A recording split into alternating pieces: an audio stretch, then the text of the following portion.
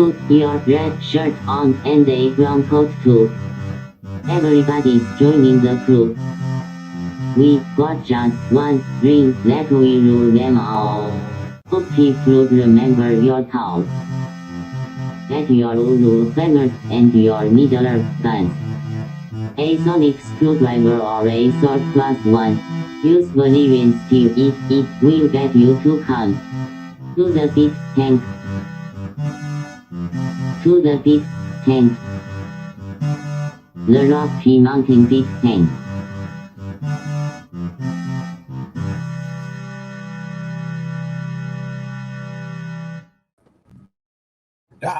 Hi. Hi, I'm Troy. And this is Geek Tank, your wedgie-sized podcast. So we're going to talk a little bit today about Olympians, because it's the Olympics. Sounds like a thing. We got a little bit of controversy going on, but we've got a special guest with us today. We're going to bring on our friend Sam. I'm going to add him to the stream here. Hello, Sam. Hi, guys. Thank you for joining us. Welcome to the show. Yeah, thanks for having me. You bet. So Guy and I, although we know a tiny bit about the Olympics, Guy knows more about it than I do, and we're aware of the existence of sports. We thought it would be good to bring someone on who actually likes sports enough that they engage in it daily, or at least nearly daily. And so we appreciate you coming onto the show and tackling this with us. So if anyone's been keeping up with the news or with the Olympics, they may have noticed that there's been some controversy over the clothing. More specifically, there was a fine for the Norway beach handball team for wearing shorts instead of wearing the tiny bikinis that they are supposed to wear by the dress code. And then what else was there? There was the German gymnastics team has full body leotards as opposed to the ones that are missing the arms and the legs. And it seems like there was a third thing recently that happened too. I'm missing. Do you remember, Guy? No, you put me on the spot. Okay, Sam might know. I'm just going with you on this one. There's the story of the British Paralympian. That's around the same time that the Norwegian handball team was fined, a British Paralympian during their qualifiers was told by a judge that the shorts that she had been wearing for several years were too revealing and too sexy. And I think she is still going to the Olympics. But it was she posted about it on social media, and it became this big thing about how it wasn't fair that, like, she wasn't technically breaking any rules, although the rules around what is and is not acceptable for female track and field athletes are a little muddled. But she was not technically in violation of any rules. The judge was not telling. I don't think the judge was telling her this in an official capacity. But it still became this big thing about how, she was wearing something that other Olympians and other athletes wear on a regular basis, and was told that it was unacceptable for no reason other than this judge decided that it was. That's the one. That's the one I was thinking of, which is interesting because it's going the opposite direction of the getting fined for wearing shorts. Now it's getting recommended you wear shorts. Yeah. So what I recently discovered too that I didn't know, which I wasn't surprised that I didn't know because I'm not huge into sports or Olympics, was that the International Olympic Commission are not the ones who set the standards for the dress codes. It's the individual associations for each of those sports. Yeah, that's correct. And that is largely because for a single governing body to try to govern all of the minutia of all of these different sports would be an impossible task. I think there's something like 342 medal events in this year's Olympics. And they run the gamut from things like swimming and track and field and diving and gymnastics to things like kayaking or race walking or team handball is another good example. And so the rules and regulations of all of these sports vary incredibly, and so the IOC kind of farms the task out of determining what is and is not considered acceptable on court or on field wear to the individual international sport associations. And so they very seldom get involved in anything regarding the regulations or rules of these sports. From uniforms to players' eligibility to You know, things like the distance from the 3-point line to the basket in basketball. They don't mess with any of that. They defer almost all of that to each individual sports association. Which is one of the reasons why you'll notice that the rules will change from Olympics to Olympics Mm-hmm. on a sport, because during the years intervening between the sports, specifically things like basketball, because you were saying the 3-point line specifically, I've noticed basketball has these sliding rules, because in between each Olympics event, they will have discovered that this rule's, Michael Jordan can beat it any day. Mm-hmm. And so exactly. they're going to change that rule, and Yeah, that'll and show up in the Olympics. As games shift and change and evolve over time, the rules shift and change and evolve over time. And in things like gymnastics, as the sport moves forward and becomes more capable of doing things, the rules governing what can and can't be done in competition also change. Like a great example is someone like Simone Biles is, out here consistently doing things that no other human being is capable of doing. And so there's been controversy coming into these Olympics around, the fact that she can do these things, but they are continuing to penalize her from a scoring perspective because they claim that some of the moves that she's doing are dangerous and are encouraging other people to do things that they can't do and would lead to injury. And it's been a bit of a controversy in terms of it being a race thing, because she's a black athlete, and it tends to when these things happen, they seem to happen most consistently around black athletes, where they are being limited by the very white governing bodies of these sports. But the sport continues to move forward, and so I'm sure that by the next Olympics, you'll see more rule changes around what is and isn't allowed in competition, in things like gymnastics or things like, basketball is a fantastic example of that. Another good example, as we're talking about uniforms, is swimming. There was a thing. Oh man, when was it? It would have been. I think it started in 2004, where they had the super high tech full body Speedo suits that basically turned swimmers into human bullets in the pool. And, we were seeing world records go down left and right, and like multiple swimmers besting the standing world record in a single heat at the Olympics or at the World Championships using these suits. And I would say they lasted for 2 Olympics and then a couple more, another World Championships after that. And they were like, you know what, we can't do this. And so they limited them, and they've restricted them to the point where like you can't wear certain kinds of suits, and they have very strict regulations on the kinds of suits that are allowed to be worn, because they do provide a distinct competitive advantage. It's not just that one. Surya Bonoli, back in the Winter Olympics, she was the one who landed a one-legged backflip. Yep. And on the same token, she was French. And on the same token, she was restricted from doing that because they were afraid other gymnasts would hurt themselves. Yep. But again, she was a black athlete. Yeah, who was perfectly capable of doing it, landed it safely multiple times, and I think that was ultimately what cost her a shot at a medal. Cost her the gold. Yeah, was she did it at the Olympics, and they disqualified her, and she was like, "I don't care, I can do it, and this is the stage on which you show what you can do, and this was something I can do, and why shouldn't I? If it's something that no one else in the world can do, that should be enough to earn me gold and move this sport forward." And they were like, "That's too fast," and it's the rules of sport move slowly. Governing bodies move slowly. They err on the side of caution and conservatism more often than not, in a lot of sports. Well, there's good reason for that too. Nothing like seeing someone break an arm on national TV for all the world to see. Yeah, or You've worse. got bones everywhere and blood everywhere to make everybody completely flip out about the Olympics. Yeah, and there is that. A good example of that is the Olympics in Sydney. I think that would have been 2000, if memory serves. The vault in the women's gymnastics competition, the vault was 2 inches too low. None of the checks and balances that had been in place to monitor this caught the fact that they had set up the vault 2 inches too low. And if you're a gymnast, your entire routine is based on exact precision. placing your hands in the exact same place off the vault, moving at the exact, like feet hitting the exact same places in your run up, like everything is precise. And so if you go to execute your vault and suddenly the vault is not where it's supposed to be,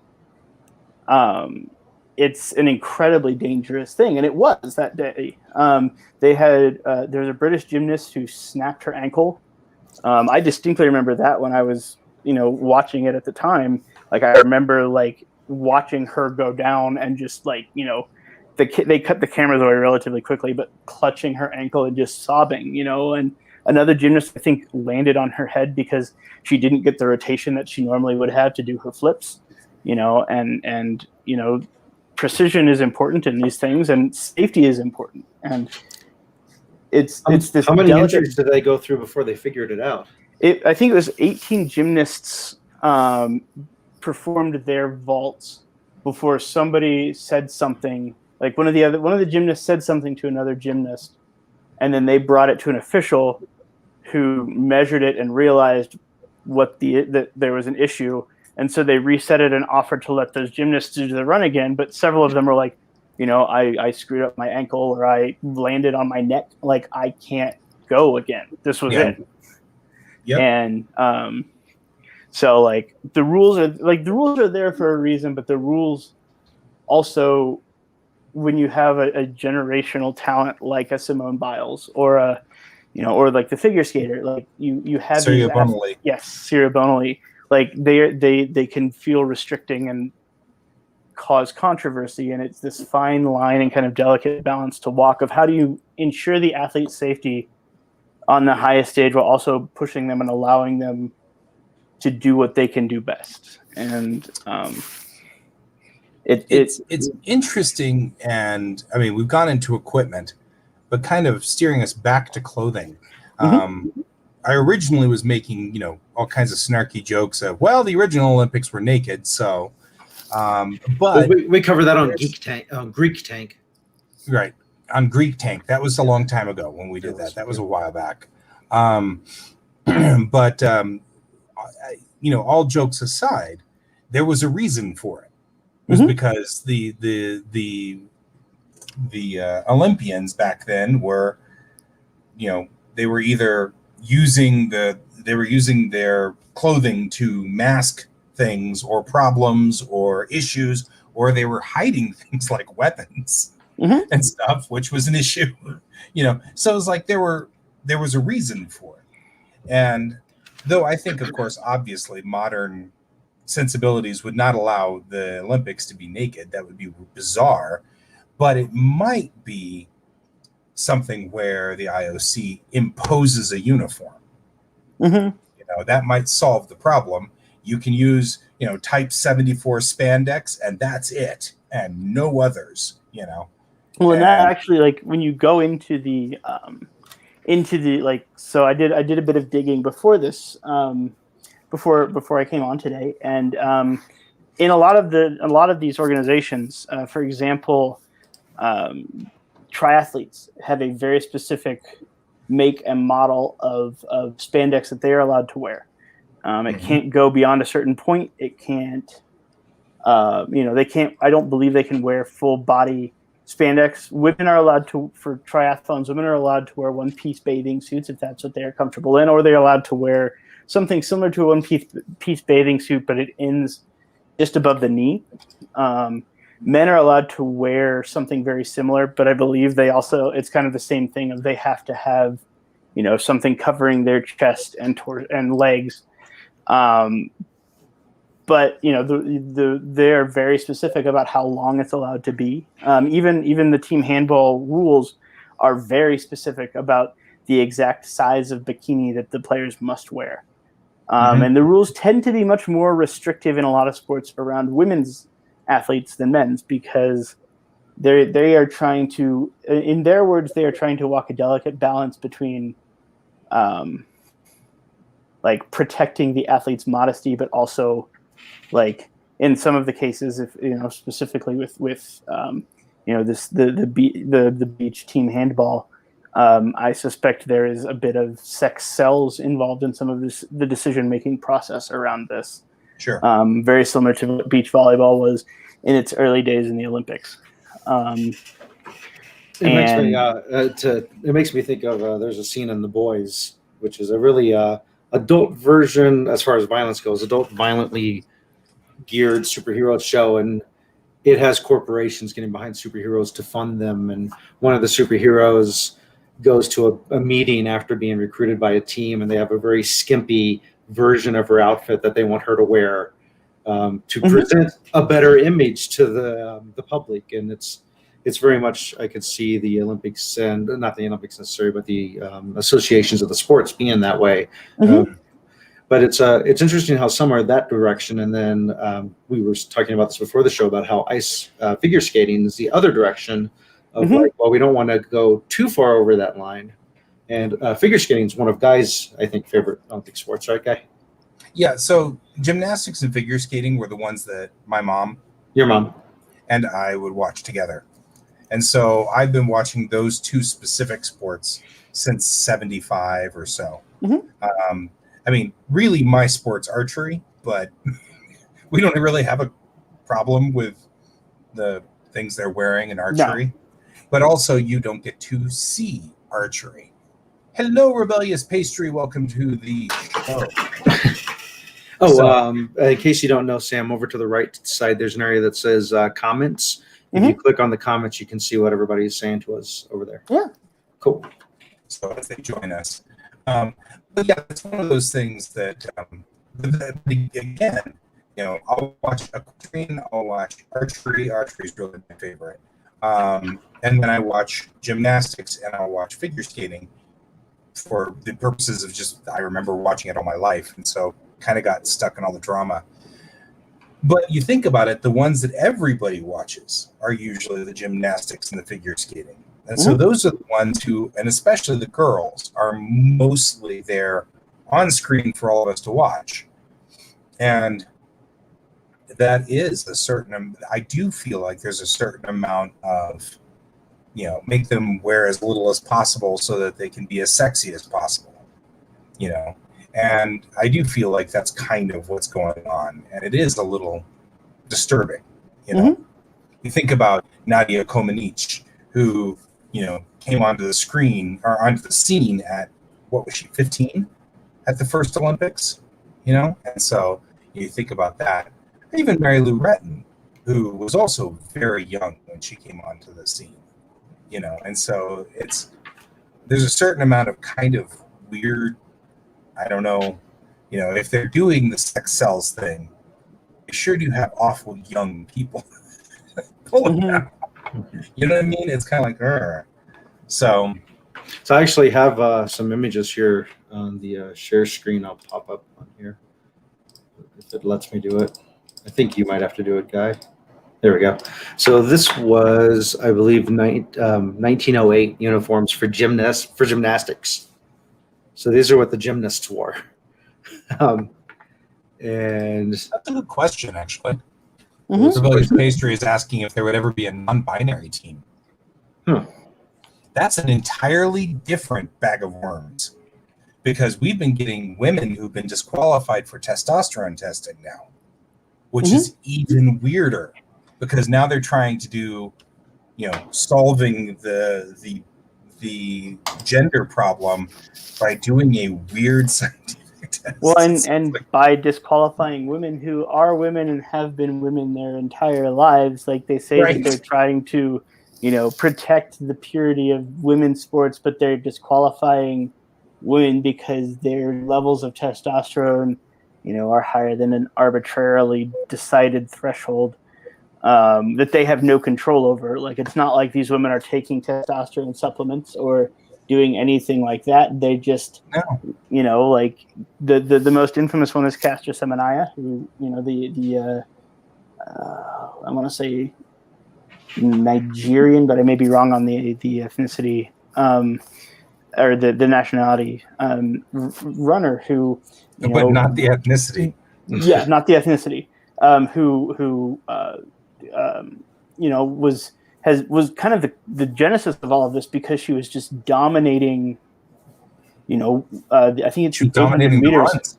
Yeah, dominating the runs by a dominated. pretty significant margin.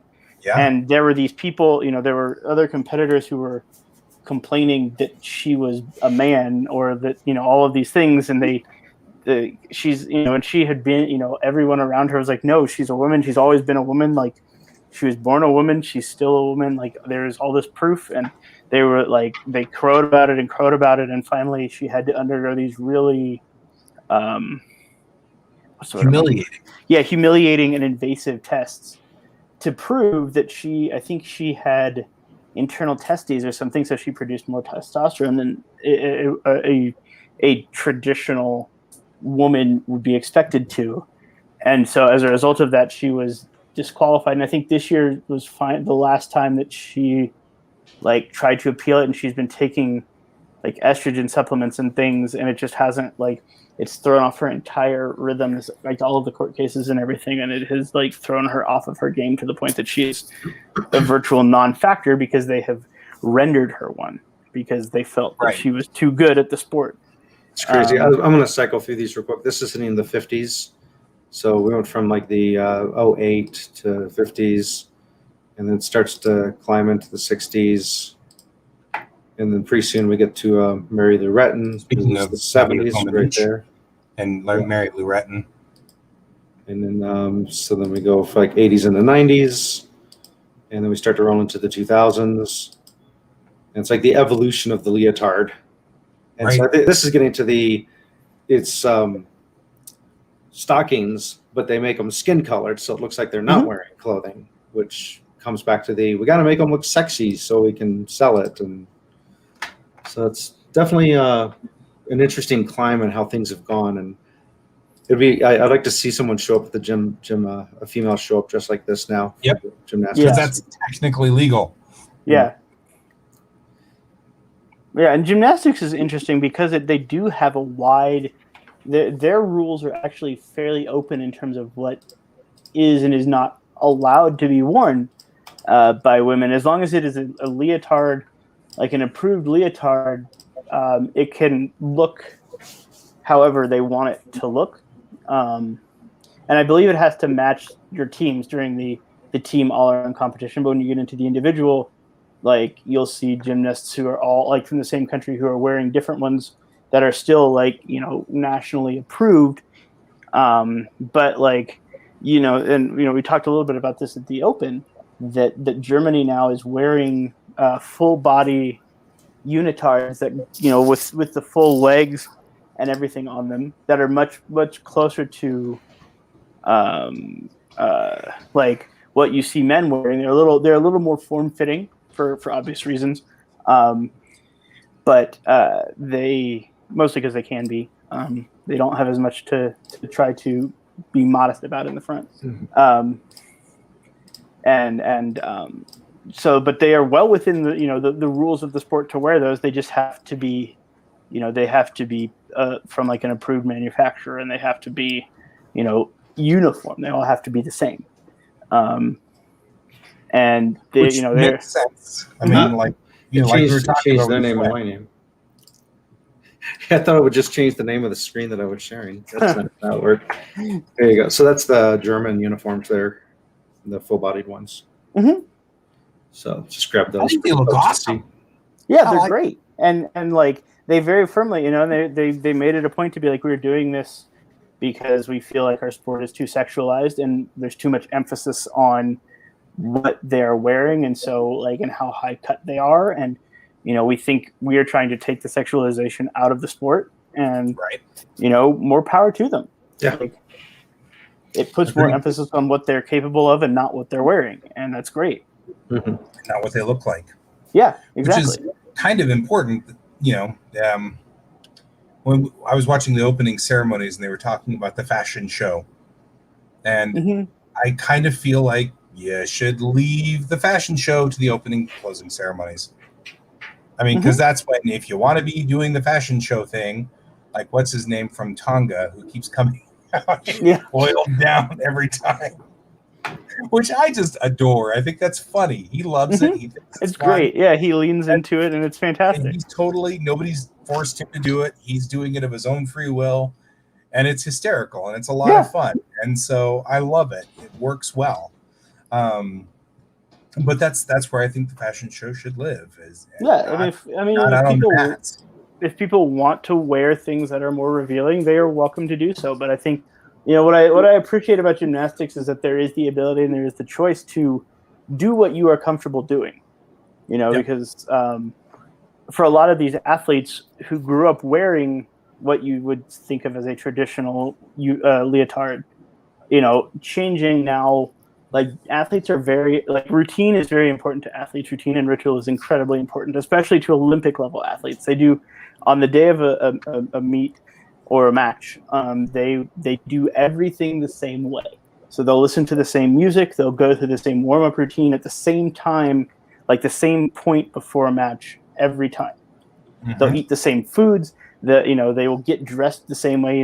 I know baseball players who, when I say they get dressed the same way, I mean they put the exact article of clothing on in the exact same way every time they play.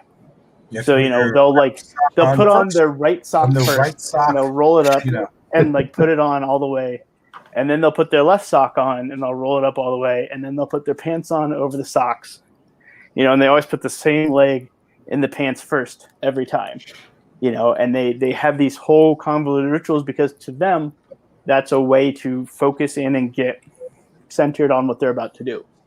Right. Some gamers have superstition with their dice, but I don't think it's to that level. Exactly. Not that I've met. Superstition. I think this is more like Zen. Mm-hmm. The way I read competition sports people, this is more of a Zen thing. You're getting yourself into the zone, so you're setting up the targets. When we gamers say, "Don't touch my dice," we're just being superstitious and goofy. I say that as someone who doesn't like people touching. It very much kind of walks a line between kind of a Zen thing and a superstition thing too, because for me, when I was still playing soccer, I was a goalkeeper and I had a thing where I would come out and touch one the left post first, and then I'd kind of sidestep over and touch the right post, and then sidestep back to the middle and touch the crossbar before any time I came onto the field. Regardless if it was a practice or a match or whatever, I had to do it every time. Yeah, to me, I think there's the ritual's different than the superstition, meaning that the ritual doesn't have to have the exact same item. It can be any item used in the ritual way. So I remember at a hockey game seeing, I think it was the Avalanche goalie would do that where he would bang on the goalie before the game would start. And he probably has a specific number of times he does it too. Yeah. So. And you'll see hockey goalies in particular are weird and superstitious about what they do and how they do it. And you'll see if a goalie concedes a goal, a lot of times hockey goalies, you'll see them repeat the same move that they made when they missed the goal. When they let the goal in, they will do what they were trying to do or replicate the move that they were trying to make. There were a couple, and I can't think of the names right now, but there were a couple who were kind of infamous for that, for redoing the thing that they did wrong in order to reset their brain, teach themselves to do it right this time. Yeah, exactly. And you see, pitchers are kind of the same way in that they are very superstitious and very they will follow the same pre-game routine. If they're warming up in the bullpen, they'll do the same thing every time. When they run to the mound, they run the same way every time. I know pitchers who will run the same number of steps. They've counted out the exact number of steps it should take them to get from the bullpen to the mound, and they will take that exact number of steps or walk around the mound a certain number of times when they get there. People goalkeepers and pitchers are some of the strangest, in terms of superstition, the strangest people. They do the strangest things, but it's all a mental thing for them. And here's how I focus, and here's how I have to do this because I did it before and it worked. And if I do it now, this as one of them, right? Yeah. Specifically. Yeah. That's funny. But it's like I said, it's important to me. It is important. That is beach volleyball is an example of a sport where you have the ability to kind of wear what you would like to wear as long as you're wearing the same thing as your teammate. For a long time that wasn't the case. They had the same rules as team handball, where you had to wear the tiny bikinis, and it was very much a sex sells thing, and it was touted as such because when they debuted in the Olympics, that was what everybody talked about. And so they're like, oh, we can market this now, and we'll grow the sport that way. And then the players, after about maybe, I think, because they debuted in '96, and the rule changed in 2012, and so it was maybe 10, 12 years later that they were finally like, oh, I don't know that I like this. And it took, a few years of them complaining and threatening to walk out and things like that before the governing body decided to make the change. And it's interesting. It's, and so now they can wear long sleeve shirts if they want to. They can wear things that are slightly more modest, or they can continue to wear the skimpy bikinis if they want to. It's very much a personal choice, but that's what it's all been about for them is, having that option. So one of our viewers is asking, why does sex sell? And that's a whole other psychological podcast to go into. But a big part of it has just been brainwashing because we're told that's what works. And a big difference between Europe and America that I noticed when I went over there, because I went over there, moved there when I was only I was going into my junior year of high school. They do not have any problem at all of showing women on TV and commercials from the chest up naked. So shampoo commercial be from the chest up. And it's kind of like, because you're naked in a shower, that's what you do. What showers are for. It's nothing sexual about it at all. It's just we're showing you this ad for shampoo. If you were to show it here, it would get an R rating. Right. Instantly. So it's very interesting how by restricting it and making it banned is to create this illusion of like it's forbidden, so therefore pay money for it and you have to want it type thing. Which that's even weirder. Yeah. Mm-hmm. I mean, now that you say it that way, that makes it even weirder. Yeah, forbid it so that when we show it, you have to pay us money. I was gonna say it makes the taboo appealing, and it makes it makes it so that it is titillating and enticing, I guess is the best way to put it. And and you could make the case that they are showing the chest up even in Europe because it is still vaguely sexual and sex sells.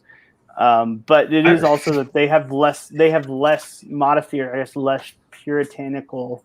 There's a whole, like you said, there's a whole other podcast about that, about the differences there and why we have such weird things around sex in the United States. But yeah, that's a whole other kettle of fish. I remember years ago in my improv group, we used that concept of when we made flyers. Back in the days, you would make flyers and put them on telephone poles to get people to come see improv shows. We had it so that the really large letters said something like, free sex tonight. And then in smaller letters, it made a more complex sentence that had nothing to do with the way it read normally. I think it was totally naked people. That's what it was. Totally naked people. And so it was like, see a totally improvised show, naked of scripts for the people or something like that. So so the interesting thing with the clothing that you're talking about with the figure skating wants you to be more modest. And then we have ones like the volleyball ones, or the handball ones wanting to be less modest.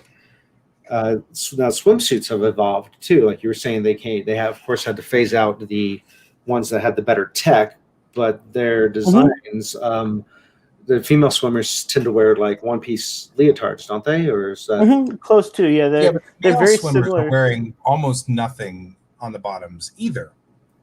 I mean, there is that too. I mean, so at least they're sexy on both sides. Yeah. Male divers actually are the ones that tend to wear almost nothing anymore. Male swimmers tend to wear their like knee length, like skin tight Speedos. But yeah, male divers still very seldom wear more than like the barest of bare minimum that can be worn to maintain decency. I'm guessing that's because what you wear greatly affects the performance because you're trying to make as little splash as possible, I think. That's right. You don't want to belly flop. Yeah, that's exactly what it is. Yeah. And you want as much flexibility and as little hindering your flexibility as possible. Whereas swimmers only need certain parts of their body to be flexible, and the rest of them actually needs to be more rigid. And so, like, you know, when they were wearing the full body suits, it very much restricted parts of them, and it was like it was almost described as squeezing into a corset, because it is forcing your body into a shape that it is not normally to maximize, you know, aerodynamics. Yeah, exactly. And it was, you know, deemed to be a significant competitive advantage, and so they were banned. And rightfully so. I mean, it was pretty serious. Yeah, it was very much like there were significant issues around it, and you know world records just getting blown away left and right, and multiple swimmers breaking world records in a single heat or a single race, and like just rendering the history of the sport irrelevant in a way that had never been seen before, and in a way that normal progress would not have indicated was what should have been happening. Right. And, you know, some of that also coincided with, I think, the 2012 Olympics in Beijing, where they also specially designed the pool to minimize the waves that were made, like absorb the waves as they came out, because they wanted to maximize the number of world records broken. But that was a whole other thing that year. Because they wanted world records in Beijing. They wanted them to be broken. Well, yeah, and they wanted they wanted to set a world record for the most world records broken at an Olympic Games. And so they specially designed the pool, and I think they did something with the track as well to like increase the bounciness of it a little bit, the spring of it, to like make runners a little faster. But track is really meticulous about those sorts of things, so they actually didn't have as much success with that. But the pool, between the swimsuits and the pool that year, like that was the year where everybody was like, okay, this is too much. Like we need to pare this back. And they had pastry is noting that they're the 1% that sex does not sell for. And I actually think that there's quite a few people that sex won't sell for, or offends, or it isn't. I think it happens more than we think. And I think really what happens is the problem is that they're targeting a certain age where sex does sell. Because between 20 and 50 or so, that's much more of a specific group. But between, say, 30 and 60, you have all the money.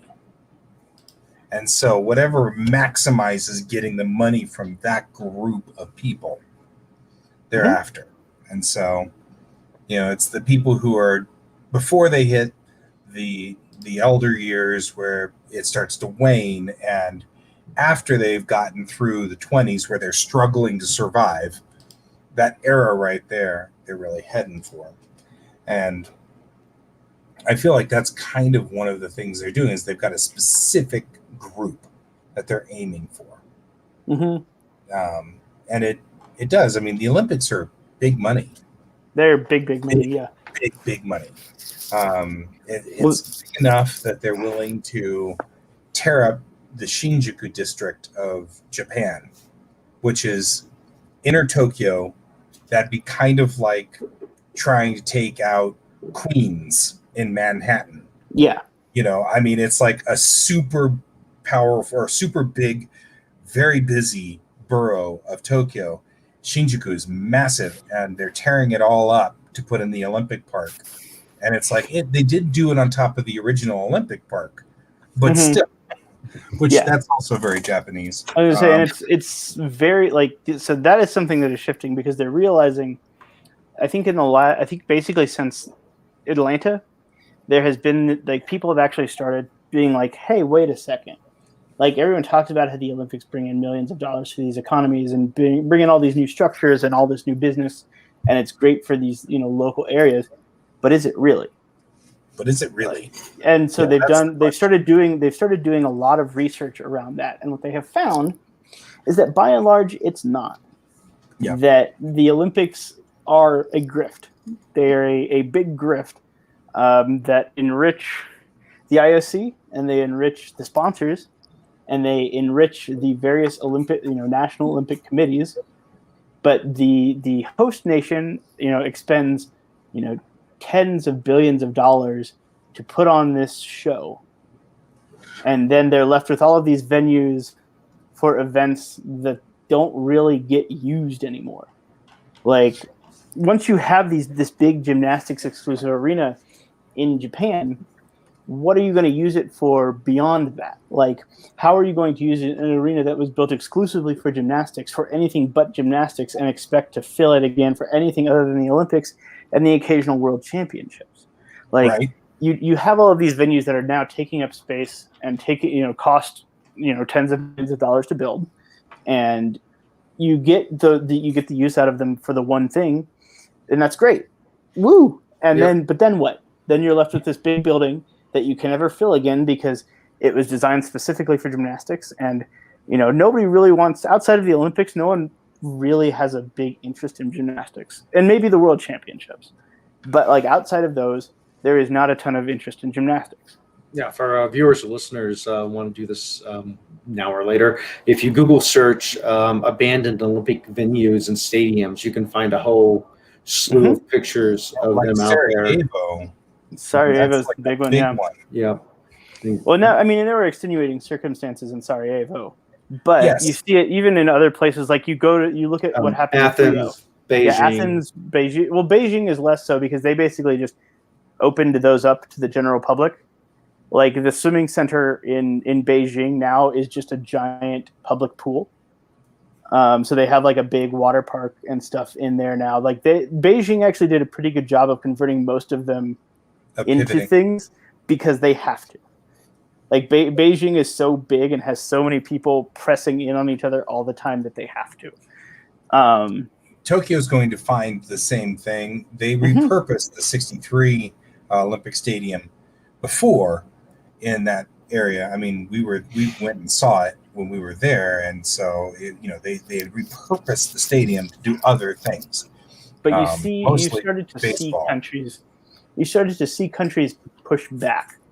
You saw it somewhat this year too with Tokyo, where they were like, we don't, and there were COVID factors there too, but there were also economic factors where they were like, we don't want these games. We don't like, people were saying we don't want these games here. Send them somewhere else. And I think Norway was in the running for a Winter Olympics, and the people in Oslo or wherever it was that they were contemplating holding them were basically like, no, go away. We don't take a hike. We don't want you. And they passed this massive public, they did a vote, and it was like the Olympic push was defeated something like 88% to 12 or something. Like, was overwhelmingly. Denver was in the run for Winter Olympics, and we voted it down. Yeah, it's because it has become such a boondoggle for communities, and the only cities that are really capable of hosting it without massively impacting the community in a negative way are like the biggest cities in the world. Tokyo, LA, New York, London, LA. New York. Yeah, like. It needs a massive city that has the infrastructure to support it. And so a lot of cities are starting to figure that out. And especially a lot of European cities are starting to figure it out. A lot of Asian cities are starting to figure it out. And so they're having a harder and harder time finding places that want to host. Or want to host and have the capability of doing so. I'm sure there are lots of countries that would love to host, but don't have the facilities or the resources to pour into this to have a successful games. Right. But especially in the West, like people are starting to catch on to the grift a little bit. And so it's going to be interesting to see how things progress as we get into the 2030s. Because I think it's set through 2028. Yes. It's Paris, and then I want to say then it comes back here to LA again. Yeah.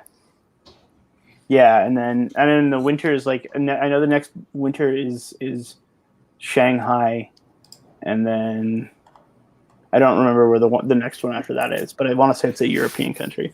I'm Rebellious looking it up You right should now. have heard my mom. So we have 2021's Japan, 2022 China, 2024 France, 2026 Italy, 2028 United States, and 2032 Australia. Yeah.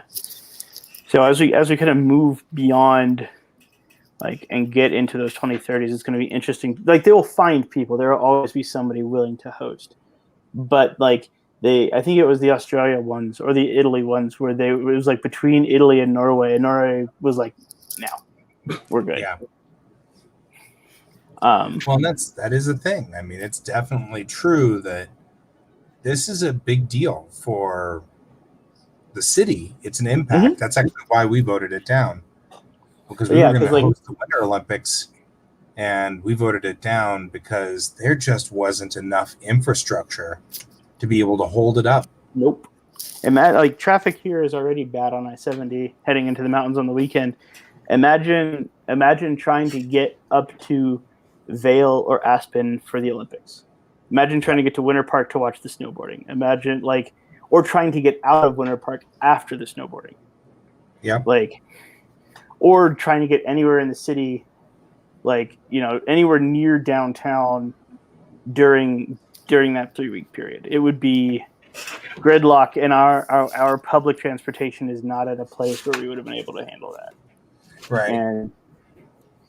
And that would be the only good thing I could see out of us hosting would be that we might be able to really, really boost our public transportation systems. Mm-hmm. Yeah, I was going to say, there are positives, but you have to do it correctly and wisely, and they haven't quite figured out how to do it yet. And we are very glad you found this channel, Rebellious Pastry. Just saying. Mm-hmm. So, we should advertise our dudes. We should talk about our sponsors. Speaking of sponsorship, I just need to find my mouse. Here we go. Squeak. Well, it's a thing. Okay, so as we say every time, Geek Tank is sponsored by Kieran Games, Geekway Homes, Shiny Garden, and your mom. So, Shiny Garden would like to also remind you that it's not Hexacon, it's the other one. What's the other one? Whimsicon? Whimsicon's coming up soon. So it'll be just after, I believe it's just after IndyK, so right in the middle of September. So they'd like us to remind you of that. So keep that in mind. I'll tell you in a second here. September 24th to the 26th. Thank you. And it'll be held at the Delta by Marriott, North Glen, Colorado. That's the one that's up here on I-25 at 120th is what I want to say. Yeah, and you can look it up at www.whimsicon.org. O-R-G. There you go. Should mention that while we're at it, we'll probably see Kieran Games there, and probably see Geekway Homes. So. And we'll be buying more tiny little plastic spaceships from Kieran. It will happen. Invariably, it will happen. Although I think I was brought to you by wallet. Yeah. I mean, we have priorities, man.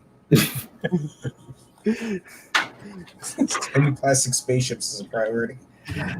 So speaking of costume discrepancies, and since we are a geek show, it's interesting how there's the same crossover in mentality when you look at the classic characters from Dungeons and Dragons, because you would have the fully armored paladin if they were male, but if they're female, they have the bikini made out of chainmail. They have a boob window. Yeah, they have to have a boob window. Yeah, I call that a sword window when you're trying to stab them. It makes it easy. Does not make good armor, but it's a concept. I still think the College Humor hit it right out of the park with that video that they did, where she's wearing the bikini chainmail, and she's like, "Don't you think there's something missing? Something?" And they're all like, "Nope, looks good to me." Yeah. I think they totally hit it out of the park. I think the best part was the kicker at the end, though. Oh man. So that's a thing. Mm-hmm. And then there's But I somebody think that it's the same problem all the way across the board. It's sexualizing women. right. It's a culturalization thing because with superheroes, you get it too. With Yeah. the Well, I superhero You costume. get it everywhere. The issue you run into too is I think you have people who are not wearing these outfits, both in sports and in nerd culture. A lot of times you have people who are not the ones who would be wearing these outfits deciding what the outfit should be. Mm-hmm. Yeah. And then they become needlessly sexualized, or you get the boob windows, or you get the impractical things, and you get the tiny beach volleyball bikinis because the people making the decisions are not the people who have to wear them. That's And true. as you get, this is it's another kind of one of those things in the long list of why the representation is important, and why it's important to have people making decisions who actually take part in these things, or listen to the people who take part in these things, and listen to what they say and what they do, and figure out what is and isn't practical for them. It gives it's something we talk about with role-playing games, giving your players agency. That these associations need to be giving their players agency and deciding on what's the best way to be dressed for what they're doing. And It's like the we are decision that high heels were invented by men, that kind of thing, to accentuate calves. yeah, exactly. And it's about we are currently in a period of time where athletes have unprecedented levels of agency, and they have voice in a way that they never really have before. In that they can speak out on these issues and find support in the ways that they speak out about these issues, and be heard in ways that they never have been able to be before. Because even if you go back 15 years, and you were an athlete who was speaking out about these things, like you had to basically depend. And I say this as a member of the press, but you had to depend on the press to convey what you were trying to say in a way that people would want to read it. And you were very much beholden to other people to get your message out. Whereas now with social media and other things, you are much more capable of bringing your own message out and drawing the attention to get that press coverage. Like the script is almost flipped in some ways, in that, before it was the media that kind of held that decision-making power.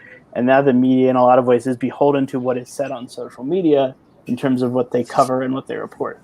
Which is actually, you said a good point there, which was before, without social media, they were beholden to the media to actually vet it, right? Like I would have to go to you and say, Sam, they're sexualizing me, and you would go to your editor, and the editor would be like, yeah, but we're not going to print that. Nobody cares about that. Or nobody cares about that. Or we know that's kind of the point. The editor basically held all the cards in the decision-making power and could decide. And usually, then they would also have to get approval, not necessarily approval, but they would have to. The only ways that you could communicate with the press most of the time was via your team's press officer, or your sports association's press officer, or during the Olympics if you won a medal. Those were the opportunities where you had a platform, especially if you were in a smaller sport or an Olympic sport. Your only platform really was at the Olympics every 4 years. Famously in '68, we had the runners doing the Black Panther salute on the podium, which apparently has made a lot of people suddenly mad again, but they forget that they had no voice until they got on the podium. That was it. That was the only time they could say anything, and there was no way around it. Exactly. So it was the only way to make themselves heard. And it almost makes me think that there's something about that aspect, something about that does to me feel like why a benefit to the social media. We talk a lot about how social media is destructive and how social media is a problem. But the truth is, that's a major benefit to social media. Now, everybody has the ability to say something without an editor deciding, we're not going to say that. I find it ironic that, parties are both blaming the other party, or the political parties are blaming the other party for, censoring, when in reality, we actually have an unprecedented amount of talk that we can do. Yeah. The amount of access people have to other people. Special guest star Mariah. who has forgotten that we're still on air. It's been a while. Yes, it has. So, but yeah, it's interesting, and like, as someone, I've been in my industry for the better part of 10 years now, and watching that shift over the course of the last decade has been fascinating, because it really has been, like when I started in my current job, it was 2011. I don't know, it would have been fall of 2010. But either way, it was like right at kind of Twitter is still kind of in its infancy. Not really what it is now. Facebook was not nearly the behemoth that it is now. Instagram didn't exist. TikTok didn't exist. These things didn't exist, and certainly didn't exist in the capacity that they do now. And to see how that has shifted and how people have used it as a platform to bring issues to light has been fascinating. A little overwhelming at times. It's great, especially around things like this, where highlighting the sexism and the hypocrisy in these things is great, and it brings issues to light that otherwise would have been swept under the rug, and we never would have heard about it. We never would have heard about this, the Norwegian handball team without social media. We never would have heard about the British Paralympian being told that her running briefs were too sexy. We never would have heard about, we wouldn't have heard as much about why the German national team was doing what they're doing, without social media bringing these things to our attention. Yeah, it's a very, very valid point, and interesting point too, because I mean, we know we've had those reporters that went rogue or things like that. We hear about those, but the truth is, all they were really doing was bringing stories to us that we would never have heard because they bypassed their editor. And now we hear all these stories because they go straight out to Twitter. And now we're hearing counter situations. This seems like, because we're coming up on the end of the show, I would like to bring you back, Sam, to talk about social media. Yeah. Because you kind of opened a can of worms here, and I'm like, this is an interesting show that would be fascinating to talk about as well. Yeah, absolutely. Because I think that, that we have you as a hostile witness, so to speak, because you're a member of the media. So we'd be like going, hey. I was gonna say, yeah. And social media is very much a double-edged sword, in that it provides everyone a voice, but it also provides everyone a voice. Right. Like us. And we've got a voice. And like it gives everyone equal platform and equal. There is no longer an editorial process for better or for worse. Right. And sometimes people not getting 2 and 2 straight, they need an editorial process. Exactly.